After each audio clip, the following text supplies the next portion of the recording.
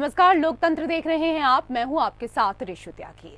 हरियाणा में अगले साल चुनाव होने हैं। ऐसे में राज्य में इलेक्शन से पहले ओपीएस यानी पुरानी पेंशन स्कीम की बहाली को लेकर राजनीति गरमाने लगी है। हजारों सरकारी कर्मचारी पुरानी पेंशन योजना की मांग को लेकर रविवार को पंचकुला में इकट्ठा हुए, केंद्र शासित प्रदेश में घुसने की कोशिश की और हरियाणा के मुख्यमंत्री आवास की ओर मार्च किया। अपनी मांगों के लिए दबाव बनाने के लिए घेराव किया। इस प्रदर्शन को लेकर बीजेपी ने आरोप लगाया कि राजनीतिक हित साधने के लिए कांग्रेस कर्मचारियों को उकसा रही है। वहीं कांग्रेस ने पलटवार करते हुए बीजेपी के आरोपों को नकार दिया। साथ ही पुरानी पेंशन योजना की बहाली की मांग को जायज बताया। वैसे देखा जाए तो चुनाव आते ही पुरानी पेंशन योजना का मुद्दा बाहर आ जाता है। राजनीतिक पार्टियां इसके माध्यम से अपना वोट बैंक बढ़ाना चाहती हैं। आम आदमी पार्टी और कांग्रेस लगभग हर विधानसभा चुनाव में ओल्ड पेंशन स्कीम लागू करने का वादा कर रही है, जबकि केंद्र सरकार का कहना है कि इससे अर्थव्यवस्था हिल जाएगी। ओल्ड पेंशन स्कीम के तहत पेंशन की पूरी राशि सरकार देती थी। यह पेंशन रिटायरमेंट के समय कर्मचारी के वेतन पर आधारित होती थी। इस स्कीम के तहत रिटायर्ड कर्मचारी की मौत के बाद उसके परिजनों को भी पेंशन का प्रावधान था। नई पेंशन योजना के तहत कर्मचारी अपने मूल वेतन का 10% हिस्सा पेंशन के लिए देते हैं, जबकि राज्य सरकार इसमें 14% का योगदान देती है। नई और पुरानी पेंशन योजना में और भी कई बड़े अंतर हैं। इस स्कीम में रिटायरमेंट के समय कर्मचारी के वेतन की आधी राशि पेंशन के रूप में दी जाती है, जबकि नई पेंशन स्कीम में कर्मचारी की बेसिक सैलरी प्लस डीए का 10% हिस्सा कटता है। पुरानी पेंशन स्कीम में पेंशन के लिए कर्मचारी के वेतन से कोई पैसा नहीं कटता। वहीं नई पेंशन स्कीम में 6 महीने बाद मिलने वाले डीए का प्रावधान नहीं है। पुरानी पेंशन स्कीम में भुगतान सरकार की ट्रेजरी के माध्यम से होता है। वहीं नई योजना में रिटायरमेंट के बाद निश्चित पेंशन की गारंटी नहीं होती। पुरानी स्कीम में रिटायर्ड कर्मचारी की मृत्यु होने पर उसके परिजनों को पेंशन की राशि मिलती है। नई योजना में एनपीएस शेयर बाजार पर आधारित है, इसलिए यहाँ टैक्स का भी प्रावधान है। कांग्रेस लगातार अलग अलग राज्यों में पुरानी पेंशन लागू कर रही है। राजस्थान, छत्तीसगढ़ और अब हिमाचल प्रदेश में पेंशन स्कीम लागू की गई है। जेएमएम के साथ सत्ता में मौजूद कांग्रेस ने झारखंड में भी पुरानी पेंशन स्कीम लागू की है, जबकि पंजाब में भी आम आदमी पार्टी सरकार ने इसको लागू कर दिया है।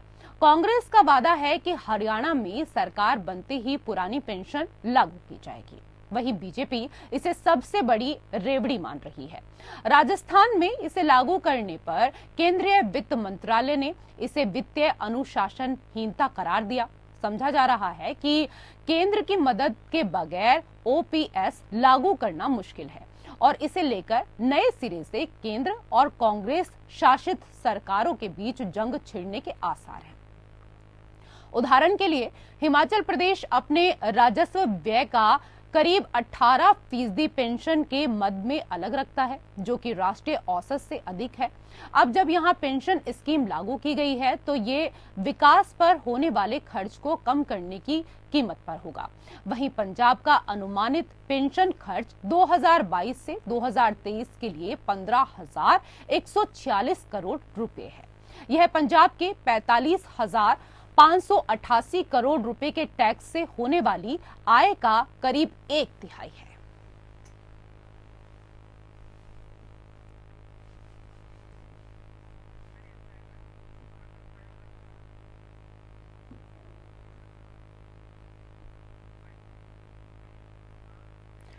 तो हरियाणा में भी ओल्ड पेंशन बहाली की मांग को लेकर पेंशन बहाली संघर्ष समिति ने आंदोलन तेज कर दिया है।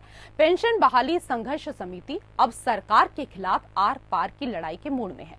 कल की ही बात की जाए तो 19 फरवरी को सरकारी कर्मचारियों ने पुरानी पेंशन योजना बहाल करने की मांग को लेकर पंचकुला में हरियाणा के मुख्यमंत्री के आवास के पास धरना दिया। हरियाणा में ओपीएस की मांग पर कर्मचारी अब जिद पर अड़ गए हैं। प्रदर्शनकारी कर्मचारी भूख हड़ताल पर चले गए हैं। हरियाणा में भी लाखों कर्मचारी ओपीएस की मांग को लेकर अब लगातार प्रदर्शन कर रहे हैं। तो ओपीएस को लेकर आज हम चर्चा करेंगे और चर्चा करने के लिए पैनल में हमारे साथ कई खास मेहमान हमारे साथ जुड़ चुके हैं। सबसे पहले उनका परिचय आपसे कराते हैं। हमारे साथ डॉक्टर ओम सुधा, राष्ट्रीय महासचिव कर्मचारियों का अखिल भारतीय परिसंघ है। बहुत बहुत स्वागत है आपका हमारे खास कार्यक्रम में। हमारे साथ रमेश श्रीवास्तव, प्रवक्ता, आप जुड़ चुके हैं, आपका भी बहुत बहुत स्वागत है। हमारे साथ वंदना पोपली, प्रवक्ता बीजेपी हैं, आपका भी बहुत बहुत स्वागत वंदना जी।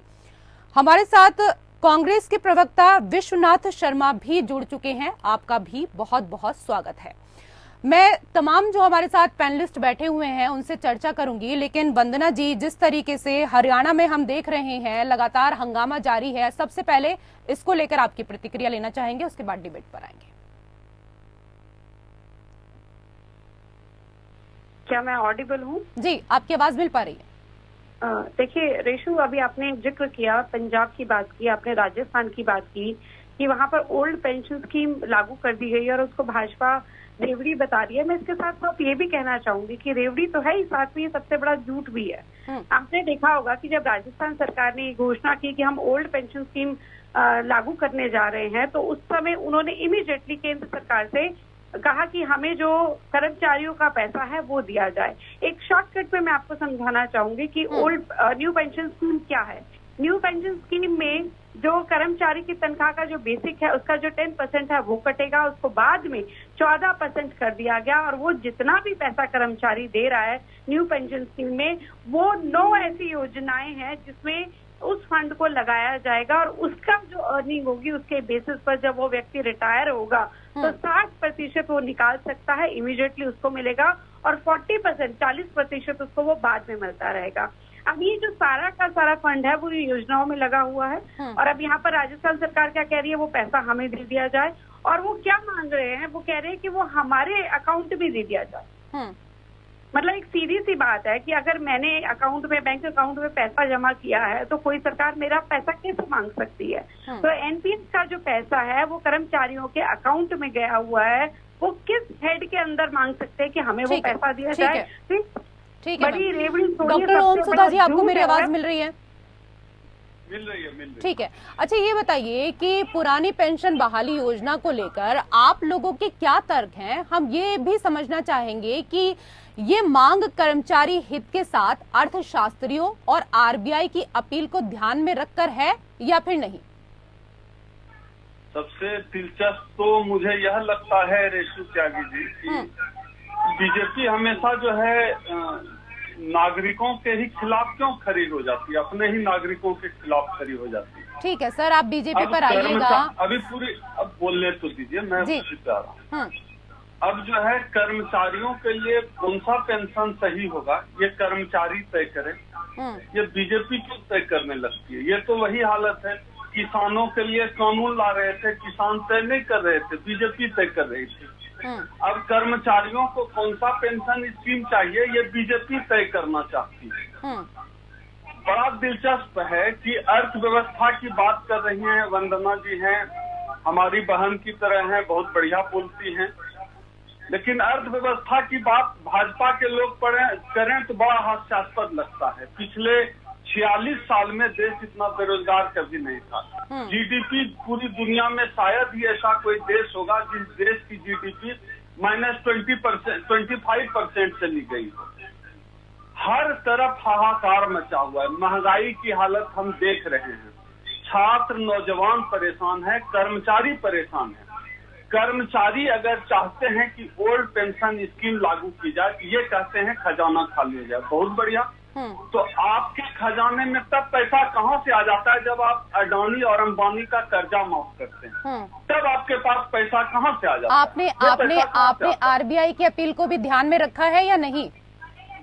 नहीं, मैं तो सरकार की अपील को ध्यान में रखता हूँ। यह सरकार जो कि देश चला रही है और तमाम संवैधानिक संस्थान, चाहे आरबीआई हो, सीबीआई हो, ईडी हो, सारे संस्थान जो हैं वो राज सत्ता से संचालित होते हैं। चलिए जो आपने जो मुद्दे उठाए हैं मैं वंदना जी से इन मुद्दों को लेकर जवाब लूंगी, लेकिन हमारे साथ पैनल में 2 और मेहमान जुड़े हुए हैं, रमेश जी और इसके साथ ही विश्वनाथ जी भी हैं। पहले रमेश जी और विश्वनाथ जी से भी प्रतिक्रिया ले लेते हैं। विश्वनाथ जी, शुरुआत आपसे करेंगे।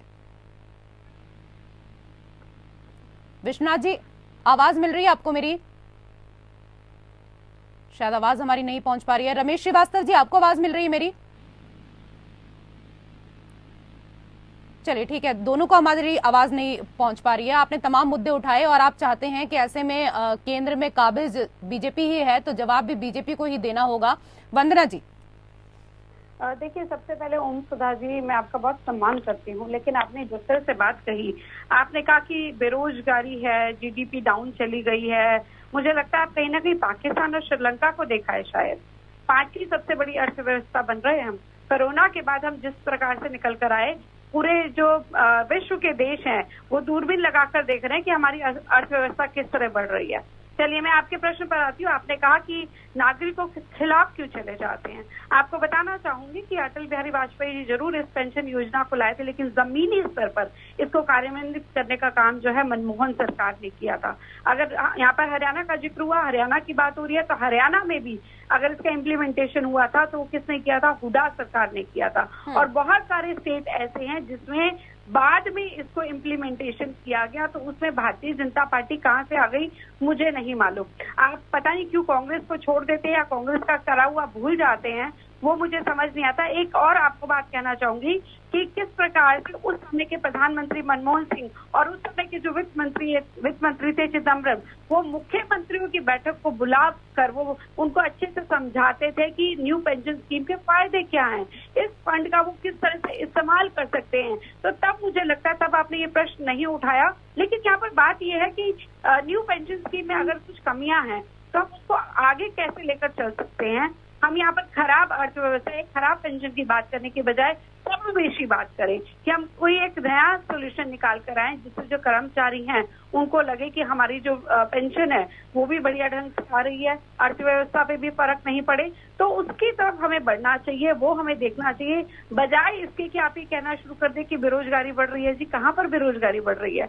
CMI की रिपोर्ट कहती है कि हरियाणा में 33% बेरोजगारी है। 1/3 क्या लोग बेरोजगार हैं क्या हरियाणा में? ये तो मुझे लगता है आप भी नहीं मानेंगे इस चीज को। और छोड़िए, मैं आपको एक और एग्जांपल देती हूँ। ठीक है, आएंगे आपके एग्जांपल पर आएंगे, लेकिन विश्वनाथ जी हमारे साथ जुड़ चुके हैं फिलहाल। विश्वनाथ जी, एनपीएस लागू होने के बाद आप लंबे समय तक केंद्र की सत्ता में रहे, जब आपने इसे चलने दिया, अब पॉलिटिकल गेन के लिए क्या इसको मुद्दा बनाया जा रहा है? नहीं ऐसा। हेलो, मेरी आवाज पहुंच रही है? जी, मुझे आपकी आवाज मिल रही है। हाँ जी मैडम, बस मैं ये कहना चाहता हूँ कि ऐसा कुछ नहीं है और ये मुद्दा राजनीतिक मुद्दा नहीं है। और इसके अंदर यही है कि जो ओपीएस जो स्कीम थी, ओल्ड पेंशन जो स्कीम थी, वो खत्म बीजेपी ने की है। वो अटल बिहारी वाजपेयी जी ने अपने 2003 के अंदर उसको समाप्त कर दिया था और न्यू पेंशन स्कीम को लागू करना राज्यों की मजबूरी हो गई थी। लेकिन आज ये देखें, कर्मचारियों को जो न्यू पेंशन स्कीम है यानी एनपीएस से बिल्कुल भी कोई लाभ नहीं दिखाई दे रहा है और इस वजह से वो ओल्ड पेंशन की स्कीम को लागू करने के लिए सड़कों पर आ चुके हैं। तो लेकिन आपको याद होगा ना विश्वनाथ जी, आपको याद होगा कि मनमोहन सरकार के समय योजना आयोग के उपाध्यक्ष रहे मोंटेक सिंह अहलूवालिया ने पुरानी पेंशन को मुफ्त की रेवड़ी कहा था। नहीं, ऐसा नहीं है, मुफ्त की रेवड़ी नहीं है। देखिए, ओल्ड पेंशन स्कीम में जो भी कर्मचारी काम कर रहे थे, गवर्नमेंट के लिए वो काम कर रहे थे, देश हित में वो काम कर रहे थे और वो पेंशन स्कीम जो थी उनको उसमें लाभ नजर आ रहा था, क्योंकि 50% बेसिक का और जो महंगाई के जो आंकड़े थे, वो महंगाई के आंकड़े थे, उसके अनुसार उनको जो 50% जो उनकी पेंशन बनती थी उस हिसाब से उनको पेंशन मिलती थी।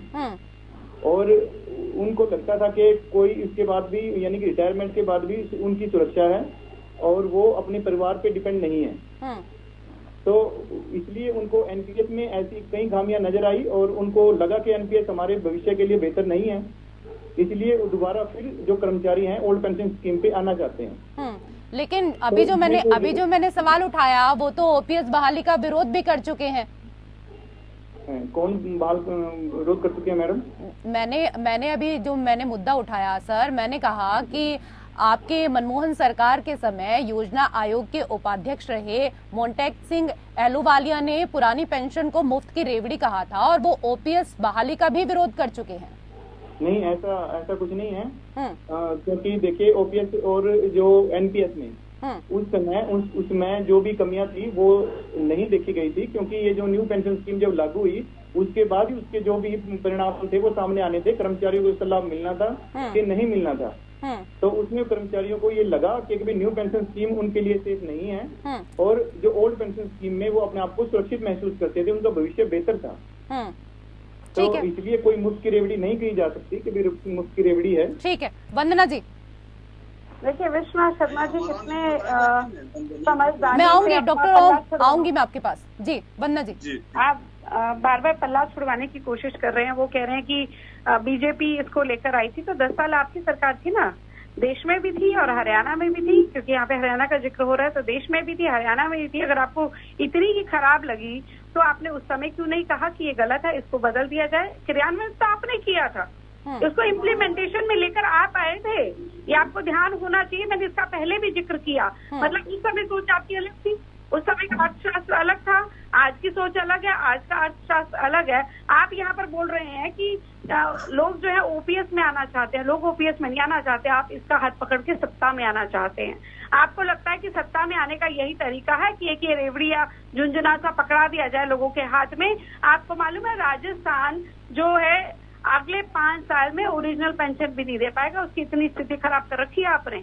ओल्ड पेंशन की तो बात ही दूर है, और उसके बाद आप क्या बोल रहे हैं कि पैसे दीजिए। मैं आपको बताना चाहूंगी, आपके जितने प्रवक्ता हैं, लीडर हैं, चैनल पर ये स्वीकार कर चुके हैं कि हमारे पास ऐसा कोई मैकेनिज्म नहीं है कि जो कर्मचारी हैं उनको हम एनपीएस से ओल्ड पेंशन स्कीम में कैसे लेकर आएंगे। जो फंड अभी योजनाओं में लगा हुआ है वो उनके अकाउंट में कैसे पहुंचाया जाएगा ओल्ड पेंशन स्कीम के थ्रू, तो मुझे लगता है उसको भी जानना चाहिए। तो कोई बात नहीं, आप झुंझुना पकड़ाना चाहते हैं, लेकिन हमारी जनता जो है वो समझदार है, कर्मचारी भी समझदार है। लेकिन मैं ये फिर से कहती हूँ, मुझे लगता है कि कहीं ना कहीं एक ऐसे हल की तरफ जाना चाहिए जो कर्मचारियों के भी फायदे में हो, और जिस तरह से अगर आप अभी ओल्ड पेंशन स्कीम शुरू करते हैं तो नए जो अपॉइंटमेंट होंगे उसी पर शुरू हो पाएगा, जो पहले से कर्मचारी। ठीक है, लेकिन एक चीज यहाँ पर ये भी है ना डॉक्टर ओम सुधा जी, आपको नहीं लगता कि कर्मचारियों ने जो समय चुना है विरोध का, उससे तो मामले का राजनीतिकरण ही होना है? ऐसा है रेशु जी कि कर्मचारी कोई चुनाव नहीं लड़ने जा रहे हैं, और मैं खुद ही, हमारा संगठन पूरे देश में अखिल भारतीय परिसंघ और कर्मचारियों का संगठन है। कर्मचारी तो चुनाव नहीं लड़ रहे हैं, लेकिन बाकी लोगों को तो फायदा मिलता है ना ऐसे मुद्दों से। बाकी आप चुनाव के समय ही सुनते हैं, भारत एक चुनाव प्रधान देश है, उनको तो पकी पकाई खीर मिल जाती है। इस देश में तमाम सरकारों को, तमाम नेताओं को डर किससे लगता है? खुद टिकाने का डर लगता है। तो कर्मचारी जो है होशियार है, बेवकूफ थोड़े हैं, उनको पता है कि चुनाव के समय हम जो है बार्गेन कर सकते हैं। आसान सी बात है, इसमें कुछ अचंभा वाली बात है नहीं। फिर 2-3 बात वंदना जी ने कही, सबसे बढ़िया तो मुझे अच्छा लगा इन्होंने मनमोहन सिंह का पर टिकरा फोड़ा। मुझे लग रहा था कहीं तो नेहरू जी तक न पहुंच जाए, बीजेपी वाले बहुत जल्दी नेहरू जी तक पहुंच जाते हैं। बहरहाल अभी कह रही थी कि पूरे दुनिया में डंका बज रहा है, भारत हमें भी लग रहा है डंका बज रहा है। आज इस देश में 55% बच्चे जो इस देश में कुपोषण से मारे जाते हैं। दूसरा आंकड़ा 2021 में जो है, 2021 में हम सुन लीजिए, 2021 में हम भूखमरी में 107वें स्थान, 121वें स्थान पर, 2022 में जो है हम आ गए हैं 121वें स्थान पे। यानी भूखमरी के मामले में मोदी जी की कृपा से हम लोग और नीचे फिसल कर पाकिस्तान और बांग्लादेश से ले आंकड़े। अरे आप पुरानी पेंशन को लेकर बात करिए ना, आप कोई राजनीतिक दल थोड़ी ना है, आप कोई राजनीतिक दल, आप डॉक्टर ओम सुधा जी, आप कोई राजनीतिक दल है क्या? ये मुद्दे उठाने के लिए विपक्ष है, ये काम विपक्ष का है।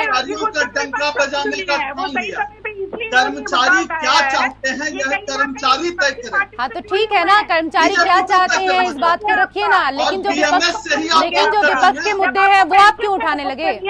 बीजेपी का जो नहीं, जब अभी कह रही थी डंका बज रहा है पूरे देश दुनिया में अर्थव्यवस्था का, ये भुखमरी में डंका बज रहा है, ये डंका कहाँ बज रहा है? ये दुनिया में जो है, हम भुखमरी में पाकिस्तान और बांग्लादेश का नाम ले रही थी, भुखमरी में हम उससे भी जीता गए, 121वें स्थान पे आ गए।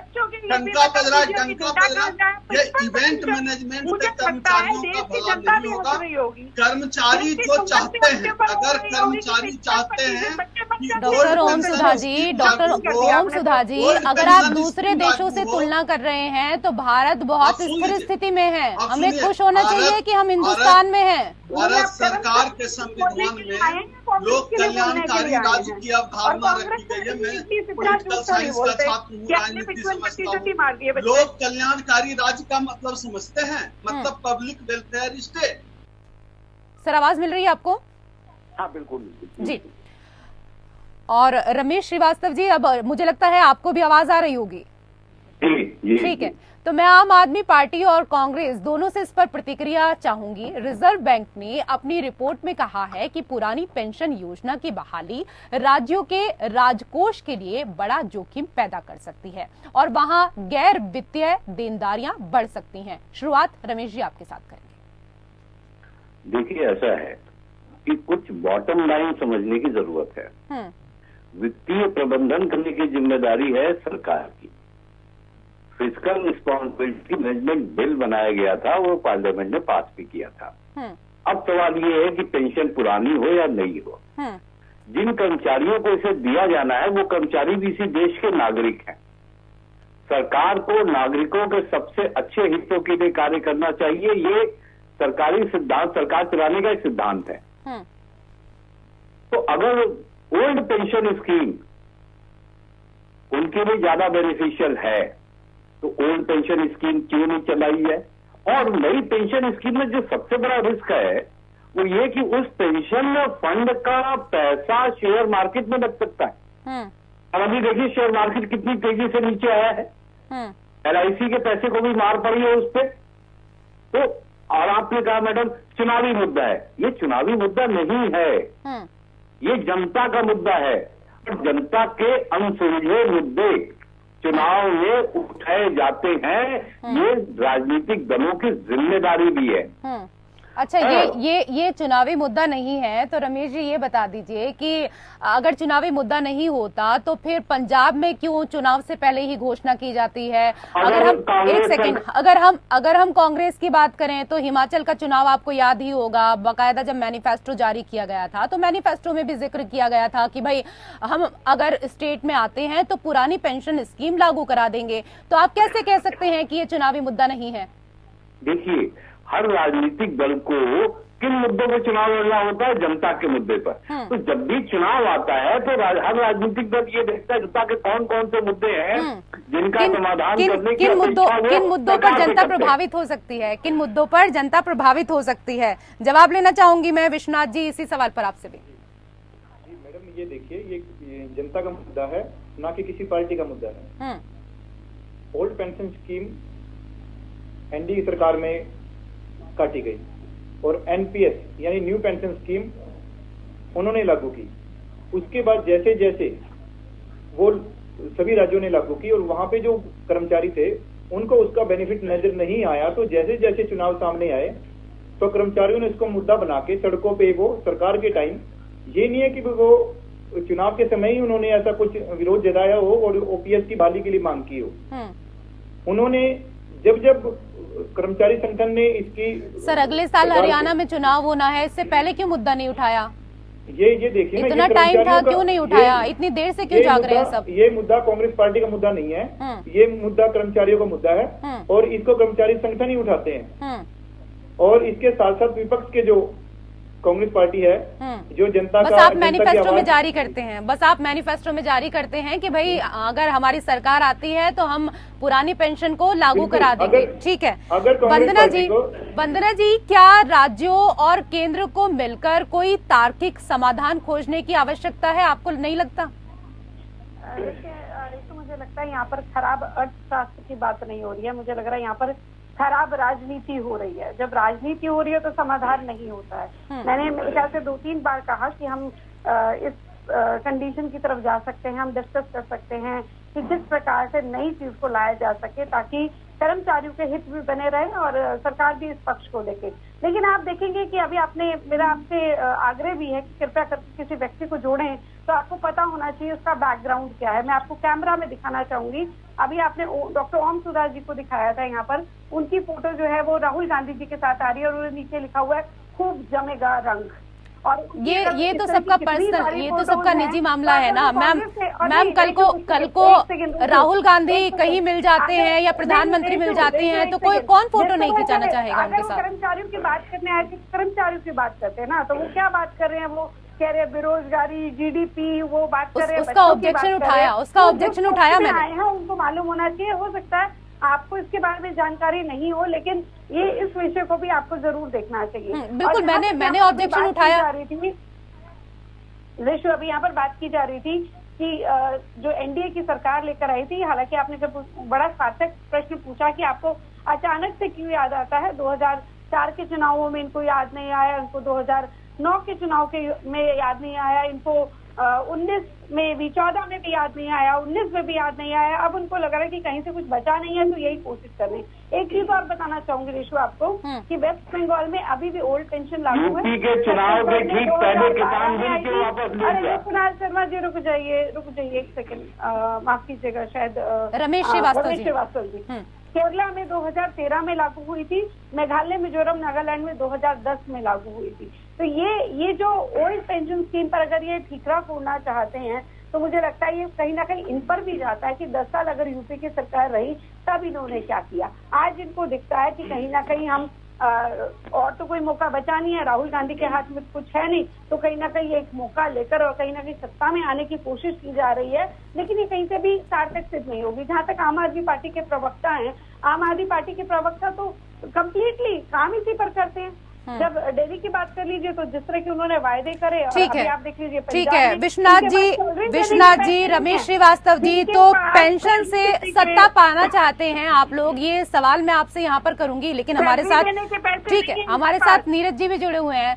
सर, क्या हरियाणा में पुरानी पेंशन योजना की बहाली को लेकर हो रहे प्रदर्शन और उसे लेकर कांग्रेस और आम आदमी का रुख एक तरह से सहज लाभ का प्रयास है, क्योंकि इस मुद्दे को कांग्रेस ने हिमाचल में भी भुनाया है? देखिए ऋषु जी, बहुत गंभीर और बहुत ही ज्यादा आम आदमी के हित से दिल से लगा हुआ ये मुद्दा है, पुरानी पेंशन। मेरे सम्मानित प्रवक्ता, देखिए इसमें कोई दो राय नहीं है कि ओल्ड पेंशन ये हमारी सोशल सिक्योरिटी है, और पता नहीं किस तरह से लोग ये बात कर रहे हैं। क्या इन लोगों के घर के लोग इन सरकारी कर्मचारी या कोई है नहीं क्या जो इस तरह से बात कर रहे हैं? पुरानी पेंशन के स्थान पर वर्तमान सरकार जो लाई थी, एक एनपीएस लाई है मैडम, उसमें क्लियर कर दूं 10% एम्प्लॉय का और 14% एम्प्लॉयर का कंट्रीब्यूशन है, और ये कंट्रीब्यूशन टोटल इन्वेस्टमेंट है। मतलब ये ओल्ड पेंशन में सोशल सिक्योरिटी नहीं है। सोशल सिक्योरिटी के लिए जैसे मैडम बोल रही है वंदना जी, मैं आपको बता दूं कि बेटर लेट देन नेवर, कभी भी जब किसी किया जाए, भाई बुरा काम हो रहा है तो उसका खिलाफ नहीं। एक्चुअली अटल बिहारी वाजपेयी जी ने इस चीज को खत्म किया था। अब इसको चाहे कांग्रेस हो, चाहे सपा हो, चाहे बसपा हो, चाहे भाजपा हो, चाहे आप हो, अगर इसको कोई पॉलिटिकली कैश करा रहा है तो मैं इसको नहीं समझता हूँ कि ये राजनीतिक कैश करा रहा है। ये आम व्यक्ति की बुनियादी मुद्दे हैं, उनके हित का मुद्दा है, और इसमें अगर राजनीतिक दल खड़े हैं तो मैं कहता हूँ बहुत अच्छा है, salute to all those party. और यकीन मानिए इस पुरानी पेंशन ने प्रधानमंत्री और गृह मंत्री के सारी मीटिंग्स का पूरा हिमाचल में नुकसान कर दिया है, और यही पुरानी पेंशन हरियाणा ही नहीं पूरे देश के अंदर बहुत बड़ा मुद्दा बनेगी। और एक चीज और बता दूं, कल ही जो है केंद्र सरकार ने और राज्य सरकार ने पुरानी पेंशन का एक ड्राफ्ट तैयार किया है, वो सिर्फ पब्लिक को मिसगाइड करने के लिए। तो जरा इस चीज को देखिए, हम देखिए 2 करोड़ लोग इस देश के प्रभावित हैं पुरानी पेंशन से, और एक के साथ आप समझिए 4 व्यक्ति उसके साथ जुड़ते हैं। पुरानी पेंशन सामाजिक सुरक्षा का है, और अगर आपसे लेकर कांग्रेस और जो भी इसके साथ है और जो इसको राजनीति बना रहा है, तो मैं कहता हूँ कोई गलत काम नहीं है। आप आम आदमी के हित की बात कर रहे हैं और ये सही है। ठीक है विश्वनाथ जी, जैसा कि वंदना जी ने भी कहा कि पेंशन से सत्ता पाने की आप लोगों की कोशिश यहाँ पर हो रही है और लगातार बीजेपी आरोप भी लगा रही है कि राजनीतिक हित साधने के लिए कांग्रेस कर्मचारियों को उकसा रही है। हरियाणा में भी यही हो रहा है। कांग्रेस केवल कर्मचारियों की ओपीएस की मांग के साथ साथ भी अलावा बहुत सारे मुद्दे हैं जिन पे कांग्रेस जनता की आवाज सदन में उठा रही है। आपको पता है जैसे कि बेरोजगारी कितनी है, 34% के आसपास की हरियाणा के अंदर बेरोजगारी है। और ये देखिए स्कूल बंद किए जा रहे हैं, बहुत सारे स्कूल, सैकड़ों की संख्या में स्कूल बंद कर दिए गए। ये सारा बीजेपी की सरकार में तो हो रहा है, गठबंधन सरकार है बीजेपी की और जेजेपी की। और ये देखिए आम आदमी कितना त्रस्त है। वो समय याद कीजिए जब सिलेंडर के रेट 50 पैसे या 1 रुपए बढ़ने से ये सड़कों पे अर्धनग्न होकर प्रदर्शन करते थे। और आज ये कहते हैं कि हम केवल ओपीएस को, ओल्ड पेंशन स्कीम को मुद्दा बना के हम सदन में आना चाहते हैं, सरकार बनाना चाहते हैं। ये आरोप बिल्कुल मिथ्या है। कर्मचारी अपने लिए अपने हक की आवाज उठा रहे हैं सड़कों पे, सरकार को उसको सुनना चाहिए। और नहीं तो 2024 के अंदर कांग्रेस पार्टी की सरकार बनने पर ओपीएस स्कीम को जरूर लागू किया जाएगा, ये हम आपको पूर्ण रूप से आश्वस्त करते हैं। अच्छा ठीक है, मान लिया आपने 2024 में आप आ रहे हैं, मतलब पुरानी पेंशन लागू करेंगे और 2024 में आएंगे, तो कहीं ना कहीं आपने इसको दूसरे तरीके से ही कहा, लेकिन स्पष्ट तौर पर कह दिया है कि पुरानी पेंशन को लेकर जहां जहां आपने अपने मैनिफेस्टो में जारी किया था वहां वहां आपकी सरकार बनी और इसी के जरिए आप एक बार जनता को लुभाने की कोशिश यहां पर कर रहे हैं। नीरज जी, क्या कांग्रेस आप सहित अन्य दल इस मामले को बीजेपी के खिलाफ लड़ाई में एक मजबूत मुद्दे के रूप में प्रयोग कर रहे हैं? बिल्कुल नहीं कर रहे तो करना चाहिए। देखिए, कांग्रेस हो चाहे सपा हो चाहे आप हो, कोई भी विरोधी दल हो, भाजपा के खिलाफ जितने भी राजनीतिक दल हैं, और भाजपा, मैं तो कहूँ भाजपा को भी चाहिए पुराने पेंशन के मुद्दे को लागू करे, वो आप आए ना। देखिए, पुरानी पेंशन, अगर ये लोग महंगाई बेरोजगारी पे बात नहीं करेंगे, महंगाई पे करेंगे नहीं, गरीबी पे करेंगे नहीं, बढ़ते हुए महिला अपराध पे करेंगे नहीं, चर्चा किसी पे नहीं करेंगे, ना लोकसभा में करेंगे ना कहीं करेंगे, तो भाई पुरानी पेंशन तो हक है हमारा। मैं आपको बता दूं, पुरानी पेंशन पे मैं तो कहता हूँ सारे राजनीतिक दल को कम से कम फिर सलाम करता हूँ कि कम से कम इस मुद्दे को लेकर आप देश में आइए। कम से कम ये देश को बांटने का काम तो नहीं कर रहे हैं आप, हिंदू मुस्लिम के नाम पर, धर्म के नाम पर, जात के नाम पे। ठीक है, आना चाहिए। देखिए मैडम, एक बात जान लीजिए, मैं लखनऊ विश्वविद्यालय की एक बहुत बड़ी स्थिति मैडम के संज्ञान में लाना चाहता हूँ। हमारे यहाँ जो 14% गवर्नमेंट अपना कॉन्ट्रीब्यूशन दे रही है, 2 साल से कॉन्ट्रीब्यूशन नहीं दे रही है। इस देश में 28 के अंदर सब 2028 तक पुराने जीपीएफ वाले सब रिटायर हो जाएंगे, मैक्सिमम एनपीएस वाले आ जाएंगे। और अगर इस तरह से संस्थाओं को, अगर सरकार अपना पैसा, सरकार का दायित्व है 14% कॉन्ट्रीब्यूशन देना, ये एनपीएस का जब ड्राफ्ट तैयार हुआ तो उसमें था, और अभी हमारे लखनऊ विश्वविद्यालय को 2 साल से नहीं दिया गया। 10 करोड़ का अतिरिक्त भार आ रहा, विश्वविद्यालय कहाँ से लाएगा? अब आप अंदाजा लगाइए पूरे देश के सरकारी संस्थानों की स्थिति क्या होगी। NPS is a crime, NPS एक क्राइम है और सोशल सिक्योरिटी नहीं है। ओल्ड पेंशन स्कीम लागू होनी चाहिए, मैं उसका समर्थक हूँ। अभी बीते हुए चुनाव में मैंने इसीलिए इसी मुद्दे पर आ रही हूँ वंदना जी, आपके पास आ रही हूँ। उत्तर प्रदेश के अंदर इसीलिए हमने समाजवादी पार्टी को आंख बंद करके पूरे सब लोगों ने समर्थन किया था। ओल्ड पेंशन स्कीम जिसके मैनिफेस्टो में रहेगी, 2 करोड़ आदमी आंख बंद करके उसके साथ जाएगा। हर राजनीतिक दल का ये विशेष मुद्दा होना चाहिए, हथियार होना चाहिए, ना कि धर्म होना चाहिए। ठीक है वंदना जी। देखिए, मैं भी नीरज जैन जी की बात को सुन रही थी, उन्होंने सोशल सिक्योरिटी की बात कही, बिल्कुल सही बात है, सोशल सिक्योरिटी के फेवर में सभी को होना चाहिए। लेकिन आज जो मुद्दा है वो जिस प्रकार से भुनाया जा रहा है उसको सिर्फ राजनीति की जा रही है। आपको सिर्फ एक बताना चाहूंगी, एक PFRDA होता है, नीरज जैन जी शायद जानते होंगे, pension fund regulatory and development authority. जब पंजाब, राजस्थान, छत्तीसगढ़ ने ओल्ड पेंशन लागू करने की बात की तो उन्होंने केंद्र सरकार से पैसा मांगा और PFRDA को पत्र लिखा इस पैसे के लिए। तो इसका जवाब उन्होंने क्या कहा, PFRDA एक्ट 2013, साल दोबारा से सुनिएगा, PFRDA एक्ट 2013 क्या कह रहे हैं कि ये जो पैसा है ये वापस नहीं दिया जा सकता। सबसे बड़ी टेक्निकल प्रॉब्लम यही है कि जो पैसा न्यू पेंशन स्कीम में कर्मचारियों के हेड में है, सरकार क्या चाह रही है वो हमारे हेड में दे दिया जाए, हम उसको डेवलपमेंट में लगा लें, जब पेंशन देने की बारी आएगी तब देखेंगे किसकी सरकार है। तो ये एक बड़ा एक कारण है जहाँ पर लोगों को झुंझुना पकड़ाने की कोशिश की जा रही है, लेकिन इसका टेक्निकल रीजन इनका कोई भी मंत्री, कोई भी नेता, कोई भी प्रवक्ता, ये खुद बैठे यहाँ पर बता दें जो आपके हेड में है ही नहीं पैसा, वो आपके हेड में कैसे आ सकता है, उसका जवाब दे दे। उसके पीछे आपने कौन सा ऐसा मैकेनिज्म निकाला है? इनके प्रवक्ता चैनल पर बोलकर जाते हैं कि हम इस मैकेनिज्म को खोज लेंगे, यानी कि झुंझुना है, इसमें कहने वाली बात ही नहीं है। अभी यहाँ पर कहा जा रहा था कि भाजपा महंगाई पर बात नहीं करेगी। ठीक है, पुरानी पेंशन लागू होनी चाहिए, नीरज जी यहाँ पर कह रहे हैं, लेकिन रमेश जी, ठीक है मैम, आऊंगी मैं आपके पास, आऊंगी मैं आपके पास, सबको मौका मिलना चाहिए। ठीक है रमेश जी, तो कर्मचारियों का बड़ा वर्ग तो दिल्ली सरकार से भी उम्मीद करे कि यहाँ भी ओपीएस लौटेगा। देखिए, ये सामाजिक सुरक्षा की जो योजना है ये पूरे देश में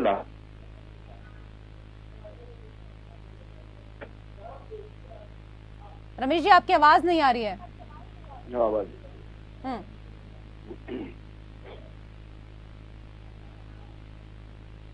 हेलो जी, आपको आवाज मिल पा रही है? हमारी आवाज मिल पा रही है? हाँ, आपकी आवाज आ रही है जी। अभी आपकी आवाज अभी कंप्लीट कीजिए, आपकी आवाज मिल रही है। हाँ, मैं ये कहना चाहता हूँ कि ये पूरे देश में लागू होना चाहिए, क्योंकि ये सबसे बेस्ट सामाजिक सुरक्षा की स्कीम है सरकारी कर्मचारियों के लिए। और दूसरी बात क्या है कि नई पेंशन स्कीम को भी लोगों ने टेस्ट करके तो देख ही लिया। अब 10 साल 15 साल के बाद अब लोगों को लग रहा है कि नहीं, पुरानी स्कीम बेहतर थी। तो केंद्र सरकार ने 1 साल 1.5 साल तक जैसे किसान बिल पर टांग अड़ाए रखी, फिर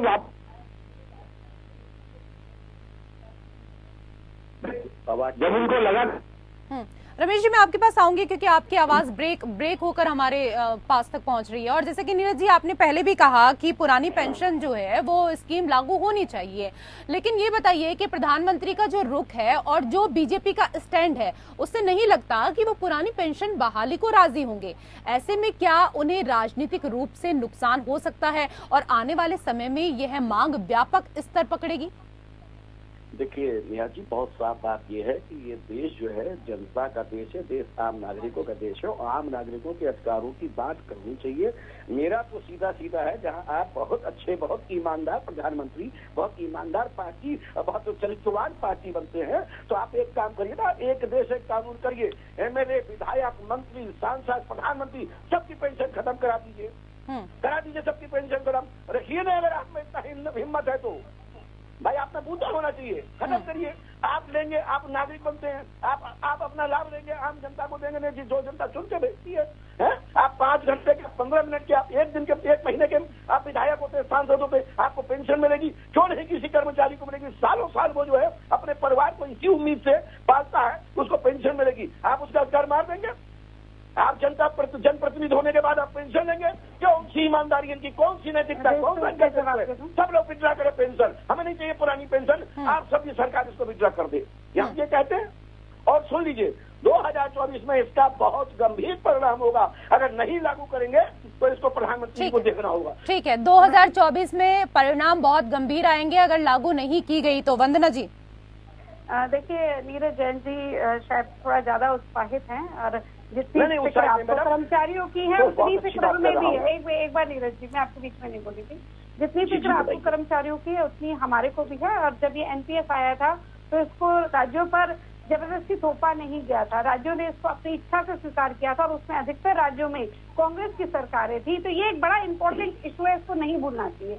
दूसरी बात, जब राजनीति के चक्कर में एनपीएस को लागू कर दिया और वो ओपीएस की मांग करके कहीं ना कहीं कर्मचारियों को अधर में लटकाना चाहते हैं, जो उसके टेक्निकल इश्यूज हैं उस पर जाए बगैर सीधा इन्होंने ओल्ड पेंशन लागू कर दी है। लेकिन ये बताइए वो फंड कहाँ से आएगा? फंड ही मांगने चले जाते हैं केंद्र सरकार के पास। अब केंद्र सरकार उस फंड को दे नहीं सकती क्योंकि वो उनके हेड में नहीं है, उनके अकाउंट में नहीं है। तो कहीं ना कहीं ये कंस्ट्रक्टिव वे में जाना चाहिए। ये आवश्यकता है कि सोशल सिक्योरिटी भी बनी रहे और कर्मचारी अधर पर ना लटके। जो इनकी राजनीति हो रही है, ये राजनीति करने की कोशिश कर रहे हैं, किरता करके राजनीति ना करके कर्मचारी को अधर में मत लटकाइए।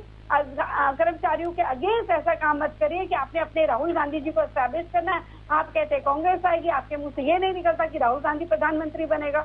आपके खुद के मुंह से तो निकलेगा नहीं, जनता के मुंह से कहाँ से निकलेगा। आप कहते हैं मोदी जी ईमानदार है, बिल्कुल ईमानदार है, ऐतिहासिक फैसले किए हैं। आप जिस विषय में कह रहे हैं कौन सा ऐतिहासिक फैसला कब कर दे कह नहीं सकते। हमने देखा है कि किस प्रकार से कड़े फैसले लेने में कभी भी मोदी जी पीछे नहीं हटे। बिल्कुल बिल्कुल सही आपने कहा, कड़े फैसले कई बार लेने पड़ते हैं। बात की जा रही सही बात है वंदना जी, कई बार कड़े फैसले लेने पड़ते हैं। पुरानी पेंशन की बहाली की मांग को बड़ा जन समर्थन है, लेकिन वहाँ कोई अर्थव्यवस्था के लॉजिक को समझने वाला नहीं है। बीजेपी के खिलाफ ये बड़ा और कारगर मुद्दा साबित हो सकता है। नहीं, आपकी बात सही है। मुझे लगता है कि आज की जो जनता है वो बहुत जागरूक हो गई है। कई बार हम गांव में भी जाते हैं तो भी वो अंतर्राष्ट्रीय मुद्दों को जानते हैं, अर्थशास्त्र को भी जानते हैं। लेकिन सबसे बड़ी बात यह कि सरकार इस चीज को भी समझ रही है, सोशल सिक्योरिटी के प्रश्न पर वो पीछे नहीं हटेगी और कोई ना कोई जिस प्रकार से चीजें सामने आ रही है कोई ना कोई उपाय निकाला जाएगा, उसको आगे लेकर बढ़ाया जाएगा। लेकिन ये जो राजनीति करने की कोशिश कर रहे हैं, मुझे लगता है कर्मचारियों को समझना चाहिए कि अगर ये अपने समय में इन्होंने, सिर्फ मेरा इतना प्रश्न है कि अगर यूपीए की सरकार में अगर इसको चेंज कर सकते थे तो क्यों नहीं करा। आज अपनी राजनीति के चक्कर, अपनी राजनीति को क्यों चमका रहे हैं। ये डिसीजन आपके समय में लिए गए थे ना, हम तो फिर भी चेंज कर सकते हैं। हम तो अगर आवश्यकता रहेगी जो चेंजेस करने होंगे करेंगे। हम कर्मचारियों के लिए कभी पीछे नहीं हटेंगे। लेकिन आपकी जो राजनीति है, मुझे लगता है उस राजनीति को यहाँ पर चमकाने का काम मत करिए। ठीक है विश्वनाथ जी, आपको क्या लगता है हरियाणा विधानसभा चुनाव में ये मुद्दा आपको सत्ता में वापसी कराएगा? जी बिल्कुल, इसके अलावा भी बहुत सारे मुद्दे हैं। नहीं, ये कराएगा कि नहीं कराएगा, इसके अलावा तो बहुत सारे मुद्दे हैं। सीधे सीधे बात करिए ना, घुमा फिरा के करने की क्या जरूरत है। बीजेपी कभी मुद्दों की राजनीति नहीं करती। महंगाई पे चर्चा ये नहीं करते, बेरोजगारी पे चर्चा ये नहीं करना चाहते। आदरणीय प्रधानमंत्री जी इतने सालों का, 8 साल का लगभग इनका 8 से 9 साल का कार्यकाल हो चुका है, कभी इन्होंने कोई प्रेस कॉन्फ्रेंस नहीं की। क्यों बचना चाहते हैं प्रेस कॉन्फ्रेंस से? क्यों जवाब नहीं देना चाहते? क्यों ऐसे आरोप लग रहे हैं आदरणीय प्रधानमंत्री पे कि उन्होंने मीडिया को दबाया हुआ है, वो सही आंकड़े जनता तक नहीं पहुंचाने देना चाहते? क्यों आरोप लग रहे हैं कि वो 2-4 मिनटों अच्छा, आप हर बात में मीडिया को घेरते हैं। आपकी सवाल का जवाब दे देती हूँ। एक सेकंड, आप रुक जाइए वंदना जी, एक सेकंड। आप कहते हैं कि भाई सारी जो मीडिया है, सारी मीडिया, एक सेकंड सुनिए, सारी मीडिया अगर मोदी जी की खरीदी हुई है तो वो तो बड़े आसानी से प्रेस कॉन्फ्रेंस कर सकते हैं, वो तो सवाल भी बता सकते हैं। आप कैसी बातें करते हैं, मुझे तो समझ में नहीं आता। आप ये देखिए आदरणीय भाई, जब पूरी मीडिया ही उनकी है, आप लोग ये कहते हैं तो उनको जरूरत क्या है प्रेस कॉन्फ्रेंस की? मतलब कम से कम आरोप तो ऐसे लगाइए कि खुद का मजाक मत उड़ाइए। आरोप ऐसे लगाइए सर, खुद का मजाक मत उड़ाइए। ये सेना को नहीं छोड़ते हैं, ये हमारे नेशनल मीडिया ने, आदरणीय अपने हमारे नेता राहुल गांधी जी ने इतनी साहसिक यात्रा की, देश को जोड़ने के लिए जो यात्रा की है, क्योंकि बीजेपी पार्टी ने देश को बांटने का काम किया है, देश में नफरत का जहर घोलने का काम किया है। और आदरणीय राहुल गांधी जी ने कन्याकुमारी से कश्मीर तक यात्रा निकाली देश को जोड़ने के लिए, लेकिन नेशनल मीडिया ने उसको बिल्कुल नहीं दिखाया। तो ये आरोप कहीं न कहीं सत्य प्रतीत होते हैं, इसलिए आप ये आरोप लग रहे हैं।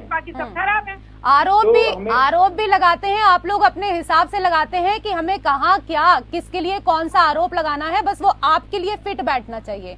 बहुत बहुत शुक्रिया आप सभी खास मेहमानों का हमारे साथ इस चर्चा में जुड़ने के लिए। और इसी के साथ लोकतंत्र में फिलहाल इतना ही। नमस्कार।